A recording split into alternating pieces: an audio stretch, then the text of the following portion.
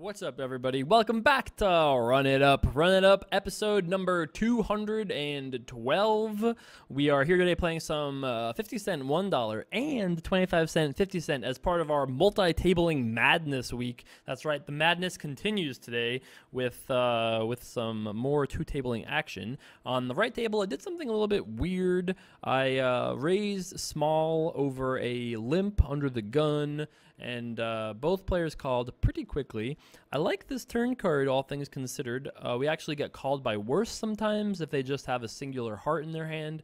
King 10, King 10 is not the hand I'm talking about. Jack 10, Queen 10, you know, they're actually sometimes we actually get called with by worse. And certainly there are situations where these players will fold better if they just have hands like, you know, 2 black 7s or, you know, ace 10s of spades, stuff like that. Given the river is a heart, we could do something aggressive like, you know, something like this, but I'm just going to fold. That's right. Disappointing non-bluff opportunity there for us. I'm sorry. So, if you didn't see yesterday's video, you should go check it out. It was a lot of fun. We did a bunch of different things. It was, you know, a good mix, I felt like, of poker and nonsense, as we talked about yesterday. I'm going to raise this under the gun. A little on the loose side, but I guess it's fine.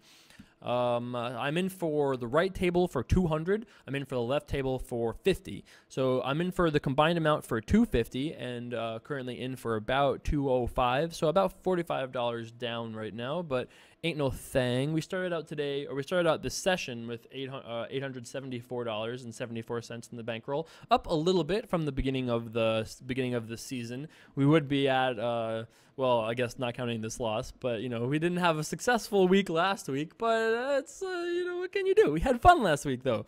We learned about, you know, not talking back to the error flight attendants and things last week. That was a lesson that also could save us money in the long run, you know. So there's that, I suppose.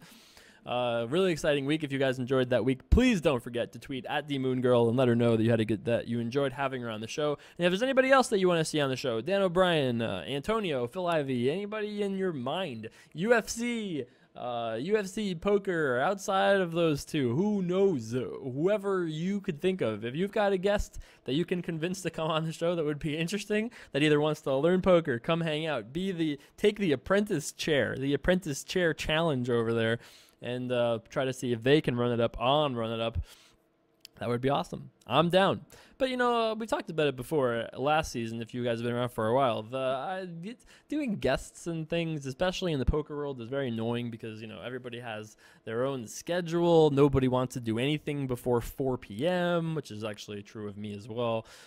So I guess that's actually not a conflict, really. You know, it's just hard to coordinate other people. You know, that's actually one of the reasons why I love to Run It Up, because prior to Run It Up, I had to do what other people wanted as far as like, oh, we have to do this schedule and we have to have a videographer and this and that. But whereas the beautiful thing about Run It Up to me is that I just sit and turn on the old computers, and then here we are. That's it. So that's why that's beautiful. This is a pretty beautiful flop, all things considered. On the left here, he raised. I called out of the small blind. I'll be calling again on this flop here. That is a sweet turn card. I actually think I lead out on turns like very rarely over the course of my tournament, over the course of my poker life in the last few years. But this seems like a great opportunity to lead out here. He's not going to bet himself too often. You know, if he has a hands that's just like a single low heart, like 10-9 with the 9 of hearts, or pocket 8s with the 8 of hearts, or even like ace deuce of spades, you know, like all of these hands are probably just checking back if we check, and I don't want that to happen. I've got a really good hand. I want to make some money. You know, money. I don't even know what I'm saying anymore. So what was that talking about? Yeah, so we want to bet out on turn because I think that he's going to call with a wide variety of hands and not bet those hands himself. So that means it's up to us to put some money in the pot. And that's what we did. Gonna raise it up on the left table. I'm actually gonna try to make it 1 1/4. We'll see how that works out. I believe this guy posted, which makes it all the better to raise to this small amount here. Very often it'll end up getting heads up, or you know, heads up with this guy, and like, or we just win pre-flop. How cool is that? You know, we risk 240 to win 250. That's awesome. That's value right there. On the left table, I raised to like 1 1/4, I believe, and we got 2 contenders here. I'm actually going to start with the check, not something that I always do, but I'm going to try it out here. I'm not planning on folding no matter what this player does. Going to be calling here on the left, closing the loop. Let's see some green cards, dealer. All right, well, one green card, I suppose, is not the worst amount of them. I'll be folding this, though, to the bigger bet. On this left table, I actually think that we could arguably check raise. There's some chance that he'll actually fold a better hand than us if he has, like, king jack, ace jack, jack 10. Probably wouldn't fold jack 10. But there's actually some chance he'll fold a better hand than us, and then this guy will be pressured out just purely from, like, the position thing. And maybe he'll fold even a better hand, like queen something. But I'm going to just call here instead, I think. That's probably a little bit better of a play. I think that little check raise squeeze there is a little too optimistic.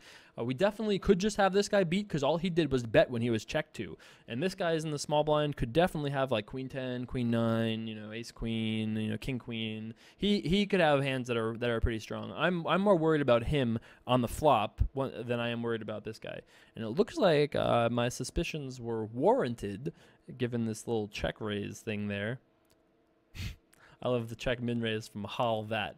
That's right. What's the bet? 693? All right. I raise it. 1386. He stacks it out. All the pennies. Eat it. Eat it. All right. Well, DiBello doesn't know what to do. Oh. Rear-raise. Looks like we might have clicked it back. Well, I'm not sure. Math is really hard, you know? I don't know why we just didn't go all in here. But all right. Looks like that's been done for you. Set versus straight. Makes the full house. Boy, if only went bet call, we would have been like, oh, 3 of a kind, must have the best hand. At least I was right that he was strong, although we were wrong that he was not stronger. But we still managed to lose the minimum. We only lost $1 post flop. That's cool. Did he have an 8-9 offsuit there, or a 10-9 offsuit there? How did he see the flop with 10-9 offsuit? Didn't we raise? Access denied. Wow, rude. I just wanted to see my hand history, bro. Oh, well, sorry. I can't tell you what he had. We have been denied. Access denied. Okay, sure. I guess if you say so. I mean, I guess that makes sense. He had 10-9 offsuit, called the raise pre because, hey, I've got 2 cards in a row, so why the heck not? 8's call because he's got a decent hand, comes straight, and then, okay, I guess that all makes sense. Over to the big blind on the right table. JCarver in the small blind with the old Richard Nixon avatar. The old, I don't think I've seen any Richard Nixon avatars that have really impressed me so far. It's like consistently like very like never like too bad or too good. They're always like very mediocre, it seems. My avatar based reads. I'm gonna make a $2,000 ebook including all my avatar reads. One day. Stay tuned. On the left table, looks like we're going to get to defend our big blind with the 5-9 of diamonds. Very happy about that. Let's try to see if we can get some blue cards. No blue cards here for us. It's like we're playing Uno. Blue card dealer. Over to Satch. Let's see if he decides to try to bet here. If he does, he'll win the pot from us at least. Certainly when he bets the pot size bet. I'm going to just fold on the right table here. You know, I guess we could call, but I don't think we can make a profit off of that 50-cent investment.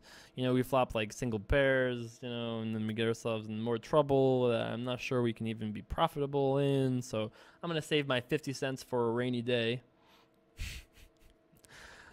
I wish I was that kind of person. I'm not. I go, why would you save your money? You'll always just make more money if you need more money down the line, right? That's fine. Whatever. And that's why you don't complete with the queen 3, boys and girls. Dodging the queen jacks of the world. Gonna fold this hand on the button. Hopefully we'll get ourselves a better hand on the other button. Slightly better, I guess. Well, if it folds to us, I'll be raising against the limp. Well, I'm happy to limp here, but I'm going to do this raise thing we've been doing in these last videos in an attempt to get one of the blinds to fold, if not both of the blinds to fold. And like we've seen before, every once in a while, somehow it actually like folds to us in these cases, which is just insane. So I'm very happy with this result, all things considered, even though, like, again, I'm not really 100% sure how I feel about this, but you got to admit that we've done it enough times now that even if you're at first were very skeptical of this play, you have to at least acknowledge that it has some merits, because we've seen that people are making mistakes out of the blinds that just cannot be right. It just cannot be right. Like, for him to fold anything there is probably not correct, but people when they're put in unfamiliar situations, they don't know who they typically play very straightforwardly. And so it's up to the job of the people who are looking to make the gold to put your opponents into these uncomfortable situations again and again, like a ringer. That's right. I guess that wasn't really a ringer. I don't know what this even is. All right. At first, I was thinking it would be like, like a rolling ringer kind of a thing. But anyway, if you're a, let's try this again. We'll see if this works this time on the right table. If you're a poker player and you get yourselves in situations and you're just like, this situation sucks. My opponent did X and Y and Z to me, and now I don't know anything. If you find yourselves in those spots, those are great things to write down and say, well, why was that? What did that guy do to me that was just so good? Or how did he find a way to put such pressure on me? And if you can identify what that was that actually did it, and really kind of figure out what that was, you can learn from that and hopefully apply that on other opponents, yourselves, and put them in the same cage they put you in, theoretically. So you should always kind of keep track of those kinds of things, and always kind of seek that discomfort for your opponents. Nobody one of the reasons why I have a very post-flop heavy strategy is because people are a lot more comfortable with pre-flop than they are post-flop. Just like they're much more comfortable with the flop than they are usually with the turn or the river in some cases. So, to me, I feel like, and it makes a lot of sense that even with the spectrum of skill levels of you guys that are listening, I think it makes sense to all of you that clearly, if you're an amateur and you get it in pre-flop with ace king and lose to aces, you go, oh, I lost ace king to aces, it sucks, even though you had 8% equity or 7% equity or whatever it was. But if you're on the river and you're facing somebody who check raises you all in for your tournament life, there is no luck. It is either you are out or you are right. And that is an uncomfortable situation to be in. And if you're playing people who, you very often may be in games where if you're able to be confident enough that you can look at your opponent and say, you know what, I think my opponent has like an okay hand here, but not a really great hand. And you just say, I'm all in. Sometimes you look like a fool and get called and they go, I have a top full house. And you go, well, heck. Can't beat that. And it happens to the best of us, but the people that do that and get that instinct fine-tuned, honed in, those are the guys that really make all the gold in the long run. On the left table, I'm actually thinking about value betting, hoping that he somehow has like an ace jack kind of hand that can call. But if he even just like flat calls us with a hand like 2 7s there, I'm not too sad because I was probably going to call that same amount myself with the exact hand. So I think I'm okay with betting on the left table. On the red table, we flopped a pretty good flush draw, but not like we have no overcards. We don't have the nut flush draw. So I'm not going to be playing this hand too fast, I think, but I'm very happy to just call. That seems like a very reasonable thing to do with my hand. Another fake flush draw on the left table. We turn a pair. That's probably not irrelevant unless they have a set or like a king high flush draw. So hopefully it goes check, check, check here. If it doesn't, it depends on what this player bets. If he bets pot, I'm a little worried. If he bets less than pot, we're not folding. I think that's pretty clear. Interesting river. On the left table, we're going to just fold. So we actually beat some hands here. We beat queen 10, we beat ace 10, we beat diamonds. We beat 10-9. We actually do beat like a variety of hands here. I don't think it's very often we're going to see people show up here with full houses. I think it went limp, raise, call, call, call on top of that. So we're not going to see full houses here very often.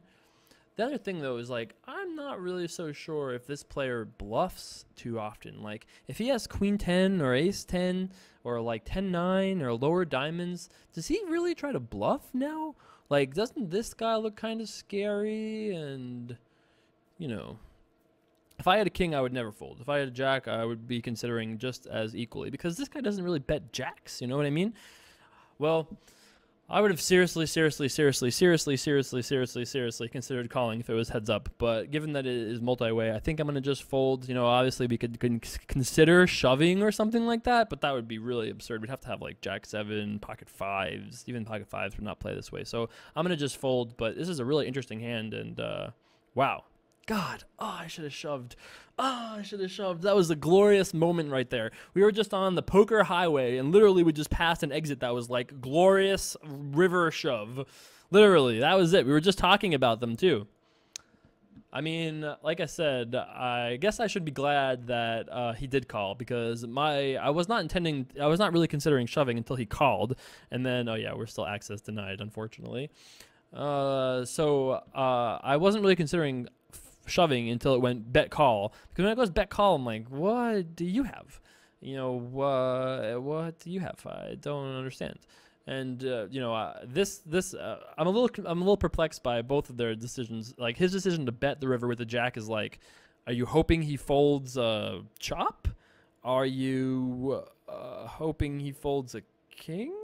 Like, I'm not sure what his point, what his reason is for betting, and his reason for calling makes a lot more sense to me. He thinks this guy has nothing, which is kind of what I thought. But good thing he didn't have my hand. Otherwise, I think he might have considered calling as well, and he would have been wrong.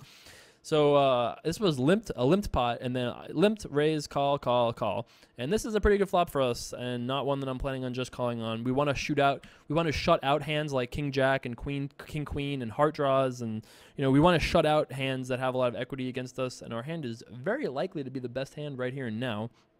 Although I will say that if this player raises, which is what he has done, I feel pretty confident that we can just fold, because the kinds of hands that he raises with here are hands that we're in pretty bad shape with. You know, he has sets. He could definitely have deuces, nines, or tens. He could have 10-9 very easily. You could have hands that are like king, queen of hearts, which have a ton of equity against us. You know, we could call and see but again, there's really not a ton of reason to do that there. I was very happy to raise, get it in against either of those guys. If I had an overpair, I think I would continue here. But I feel like against this kind of pressure, I just feel like we don't have the best hand here very often. He wouldn't do this with king 10, I don't think. Like, if he has king 10 and it went the way that it went, I don't think he would play king 10 this way. So I feel like the hands he has are hands that beat us, and hands that are very, very strong. You know, he doesn't have too many hands that I think we're way ahead of. So there it goes. See you later. I mean, it sucks, obviously. My plan was not to fold to him, and, you know, we're only folding to, like, the exact scenario, basically, that happened. Gonna do a very similar hand, take a very similar line here. I've been trying to make it a little bit bigger on this table, just because it seems like people are calling just as widely. So I've been making it bigger with hands like the ace-10, now this king-queen, you know, hands that it seems like people are calling with dominated hands anyway, so we're just playing bigger pots in position. So I'm cool with that. The old limp raise here. You know, I don't particularly think this necessarily has to be strong. I would not be shocked if somehow this was like ace-7 offsuit, or like a hand as bad as like pocket sevens or something like that. It's also going to go heads up pretty often, I believe. You know, I don't think this guy is cold calling 4 and then 17 too often, but if he does, you know, it's actually not terrible for me, because I feel like I have him beat more often than I have him beat. So when things like this happen, I actually feel okay, because, you know, even if he has us beat, you know, this guy probably doesn't. So my plan is just to call here. Hopefully he doesn't have us beat, but if he does, you know, whatever. At this point, we can't do anything about it. At this juncture, can't do anything about it. Hopefully this guy has something that is not better than king queen. All right. I feel good about that hand. I feel feel really good about that hand. We were right on target there. We had him right. You know, we didn't need the targeting computer. We put the targeting computer away. We went with our gut. You know, we used the force and got the money in good, and then somehow managed to goodwill our way through the turn card. That's how the real pros do it. Get it in good, swivel around the bad turn card, end up at the finish line in first place. Like a boss. That's right. Okay, gonna be betting here on the right table because we have the best hand almost for sure. I'd like to wager $1.50 that we have the best hand. I'd like to wager about more money that we have the best hand now. We could actually check call as well. That could be a thing, you know, because he probably doesn't have a 5, but it's probably very hard for him to call as well. I actually think I'm gonna check call here because I think he has to have a chance to bluff. Ooh, well, I don't think he was going to fold that hand, so we saved ourselves a couple dollars there, I guess. All right. Money saved is money earned. Again, back to that again. I could call this out of the small blind. It certainly seems like an okay thing to do, but Once again, I feel this hand particularly is not the greatest hand to do it with. He has us dominated very often. He can have us dominated very often. This player could raise. This player could raise. There are a lot of things that could go wrong here, making a little bit of a tight fold on the left table there. We're in for 250 once again, in case you guys have lost track of that. So we're stuck right now. We're up $45 on the left table, stuck $80 on the right. So we're down about $35 right now. We'll see if we can't end on a winning note, back to our winning ways. Try to end with more than we started with. That is always the run-it-up dream, after all.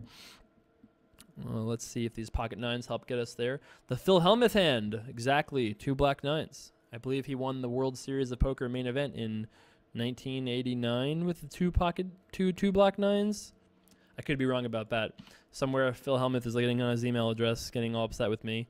Excuse me, I actually won the main event in 1888. That's right. I assume it's half a helmet types. Very similar to that. That's how I assume how that works. So on the right table, we once again did our little, torpedo raising thing here, our little submarine raise, whatever it is we're going to end up calling it, the little tiny micro raise. So we squeezed out the poster and the small blind and got called by the guy in the big blind who's been doing a lot of calling. I feel pretty comfortable about betting here. We probably have the best hand with our 8. I feel even more confident about our situation now here on the turn, so I'll be betting here again as well. I feel like betting 8 is probably close to fine. If he check raises, I'm not going to be a happy camper because I will be worried if he check raises us. But hopefully he just calls with a hand like Queen Jack, Queen 10, something like that. Folding seems all right as well. Another pretty hand here on the right table. Let's start with a raise. Let's make it 3. Gonna make it a full $3 here. He's got $350. He's got $400. I don't see any reason to give anybody discounts. The full amount, $3. Ship that pot over there. Nice little heater putting together. Winning pots left and right. Literally, left and right. Don't forget, guys, if you enjoyed this multi-tabling thing going on here, if you enjoyed this flopping 3 of a kind over there, let me know about that as well. But if you enjoyed this multi-tabling episode, be sure to let me know. We haven't done YouTube videos really like this, where I've done them exactly like this with the things and the stuff and the words so make sure you let me know how you felt about all these things. That would be awesome. I'm gonna check call on this table here on the left. You could also actually bet call. I think that's actually also fine, but I'm a little afraid that if he has like Jack 10 or, even I'm a little afraid that if we bet, he's going to just fold a lot of the hands we have destroyed. I want to give him a chance to bet with worse hands, or, maybe those hands would improve a little bit. Once he checks back, I think I'm going to just bet this river for value. Hopefully he flat calls. If he raises us, that's the scariest thing, obviously, because the only hands that really raise here are flushes and bluffs, and I don't think he bluffs here too often. It would be a little bit of a high-level play to check back turn with a flush and then raise the river, or high-level, or maybe non-traditional is a better way to put it. I mean, it could be fine, completely fine, but I would not expect a random opponent to do that. I'm going to check on the left, a bet on the right with our pocket kings. Pretty good flop for us, all things considered. Pretty good flop for us on both boards, all things considered. I guess we could check, but I'm going to bet on the left table. Bet out of the blind, I'll point out. Now, we could bet again. We could definitely bet again here on this right table. I don't want to bet too much, because if he has a hand like a queen or a 7 somehow, I want to give him some ability to call us. Now that the board is bricked out, I guess I should bet and then make some decisions as far as like if he raises us. Bet and he has a queen, maybe he can call. If he has an ace, he's never folding no matter what we do. He might think we're capable of bluffing here. Yeah, I don't think that hand is folding, but I also think that hand is betting if we check to it. What do we say about that hand? Let's think about that. Is it still denied? Access denied? Access is still denied. So let's think about that hand out of our minds, because I can't use the hand history thing. So we had pocket kings, we raised, he called. Flop was queen 5-7, all clubs. We bet, he just called. Now I actually would have assumed that more often than not he would raise the flop with ace high clubs, because it's a good flop for ace high clubs. He's in position, he has a big stack, he covers us, we have more than 100 big blinds, and he's flopped an overcard with the nut flush draw. That's a pretty good hand, all things considered. So not that I'm like absolutely shocked that he didn't, but I would have expected him to, nice flop. I would have expected him to have raised flop sometimes with his actual hand. He didn't. That's okay with me. I'm going to just fold here. Kind of tight fold, but I think it's fine. I'm going to check raise here on the right table, left table. I'm actually going to check raise bigger because I want him just to get it in with whatever it is he has. If we check raise smaller, it actually looks, I think, more suspicious. Instead, we just have the nuts. All right. Okay. We both improved. Seems fair. All right. That's right. We needed it, kids. Only $17 and change away from being even this session. Doing it. Anyway, let's talk more about that hand because I wasn't done with it yet. So we bet on the flop. He just called. So when he calls on the flop, I think he doesn't have too many ace-high hands, right? Ace-queen might raise pre. Ace-queen might raise flop. Ace-9 of clubs might raise. Ace-X of clubs might raise on the flop. He could have ace-7 suited. Could have ace-5 suited. Could have, ace-king and be playing a little awkwardly. Could have the ace-high clubs and be playing awkwardly. But all things considered, he doesn't have too many aces. He also probably expects us to bet on the ace very often, which we did here. If we had nothing, whether we had it or not, I think he'd expect us to bet on the ace, which we do. He also will call us. He'll call us, I believe, with probably some amount of queens, some amount of pairs, some amount of flush draws, some amount of straight draws. So, some blend of those hands are what's going to call us when we bet on the turn. As well as some aces, we're going to be putting money in bad on turn sometimes. When the river pairs the lowest card, I think it's the card that he will think that we're going to bluff on a decent amount of the time. I'm going to peel here because if we turn the glorious 6 and he somehow has a 4, we just take $50, which is cool. Also, if it comes like ace-6, the same thing happens. So let's see what happens here. Boom. Let's check. I would check here with diamonds. Actually, I guess we actually would lead, maybe arguably lead here with diamonds. Ace river is certainly going to lead now. Don't think there's really much reason to suspect him bluffing. If he has a hand like ace-X, maybe he'll consider calling. He quickly decides to say no. Thank you, though. So on the river, we bet 21 into 36, and he called me very quickly with ace-9, which I don't expect him to do anything about. So I think if he somehow has an ace here, we're never getting that hand to fold, right? We're never getting a better hand to fold. Never, ever, ever are we ever doing that. But if we check, he's checking back with everything worse than us, right? Is he ever bluffing if we check to him? I mean, man, that is not a great bluff to board. Like, yeah, it's not a great bluff to board. Yes. It's not a great board to bluff, right? Because what hands do we have that are any good that are folding? Like, are we folding a queen or an ace or a full? Like, we're not folding very much at all. So I feel like checking does not make cannot be the right play because he just checks back with all his queens. Some of his bad aces even sometimes will check back, which is I guess good in this exact case. But he'll check back. Well, he might bluff with like his 9-8 of his like 9-10 of clubs, the hands that have no pair and withdraws. Maybe it's better to check against those hands.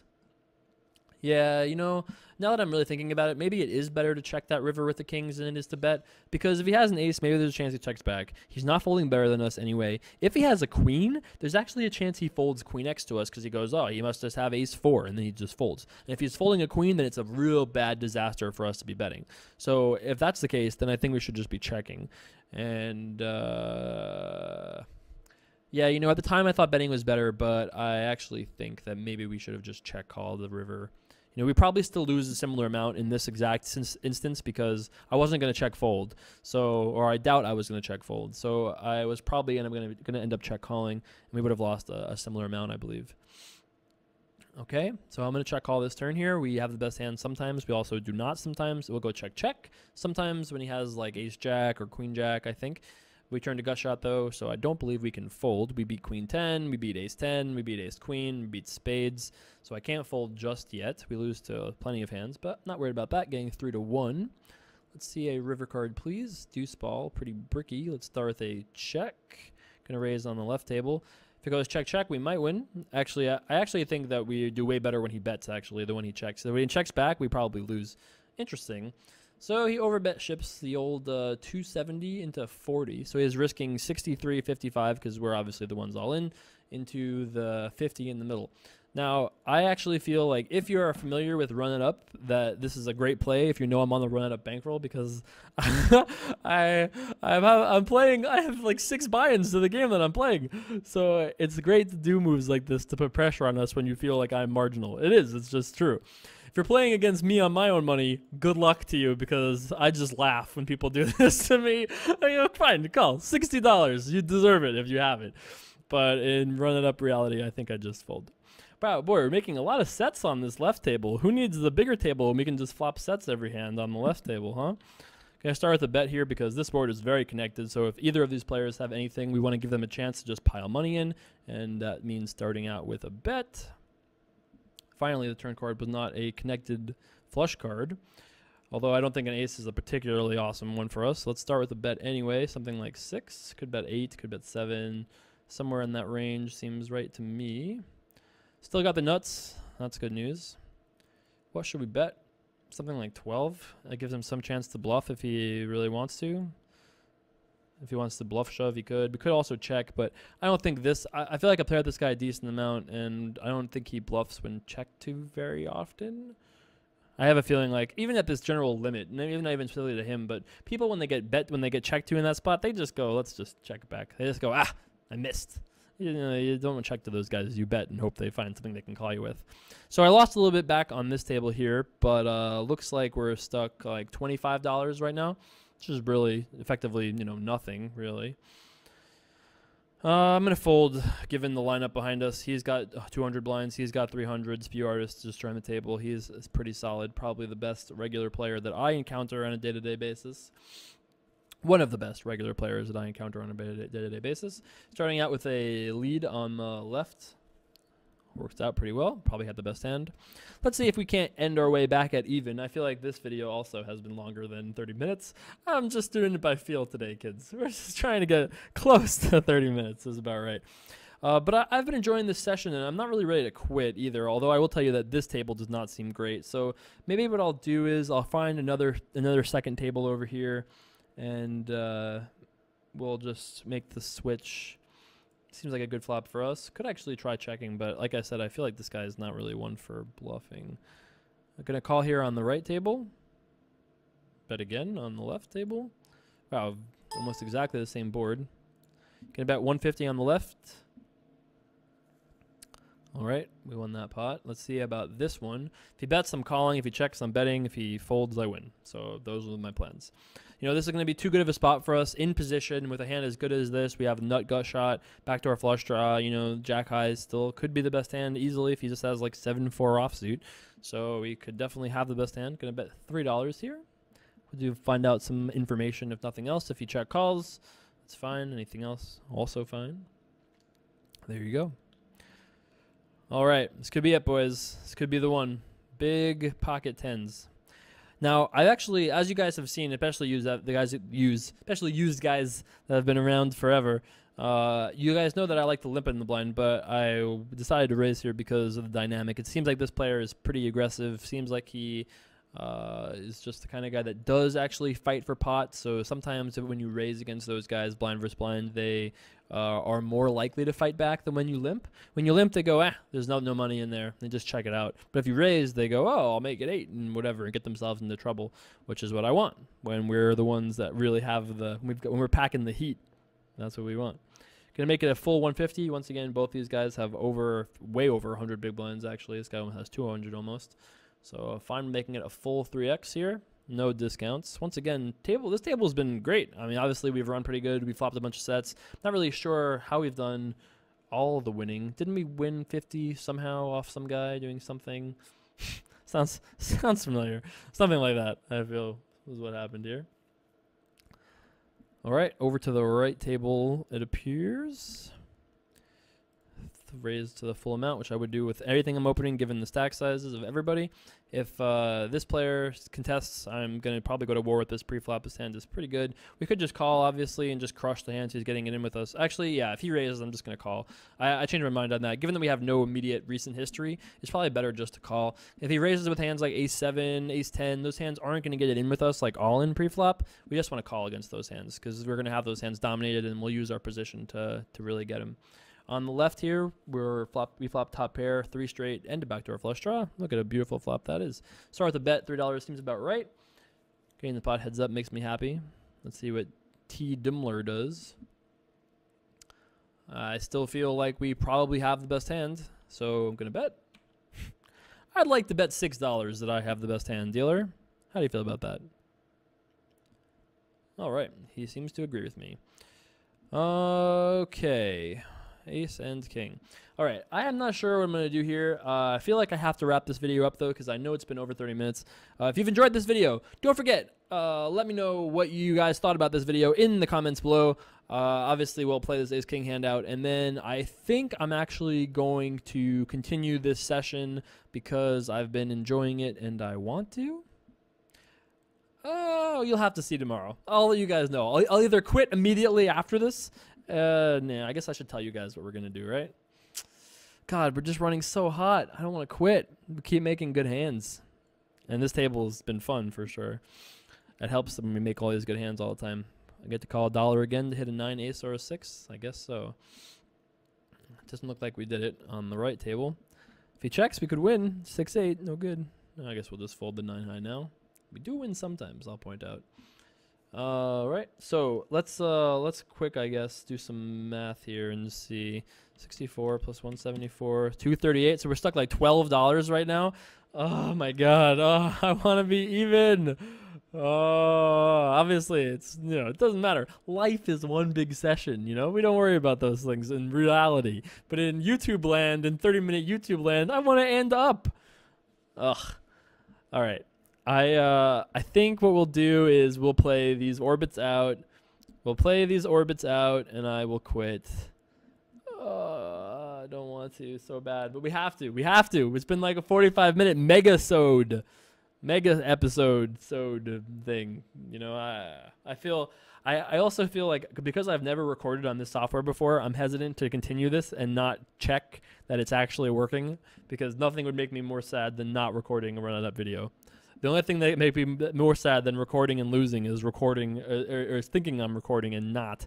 So let's play out these orbits, and I'll just wrap the session up for now. And tomorrow we'll get back in there with 3 tables. Maybe I'll even restart in 20 minutes, and I'll just reboot this table up, and we'll continue that or something like that. But I will wrap these tables up at the end of these orbits, and we'll conclude this second of the multi-tabling madness run it up week. Very good flop for us over there.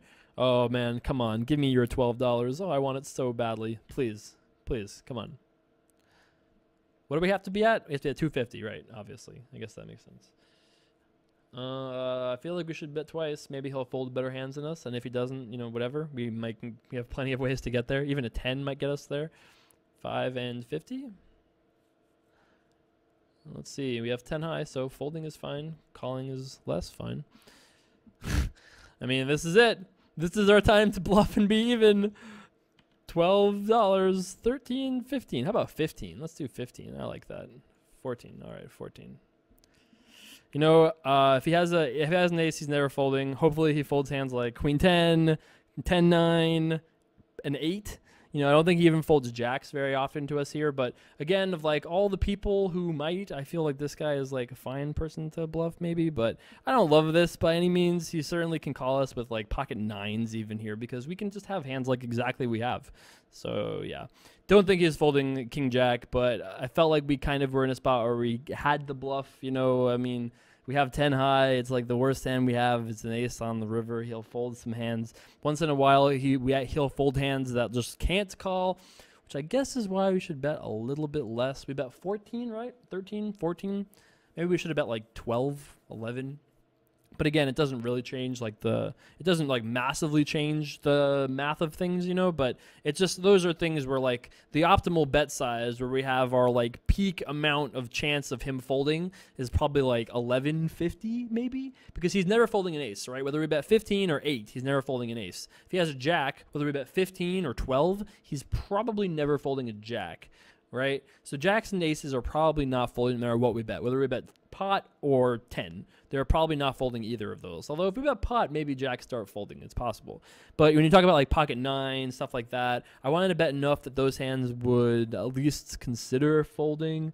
But he made a good call there with the king jack. So didn't I just talk about how he was going to fold a lot, and then he just insta punishes us and doesn't fold? That's what I get for saying that guy wouldn't fold. All right, so right now we are at 215.25, so we'll be stuck a little under $35 if we do not win these last 2 hands. We got a chance. So you're saying there's a chance. Our last hand on the right table. Maybe not even. Maybe this is our last hand. Was our last hand already.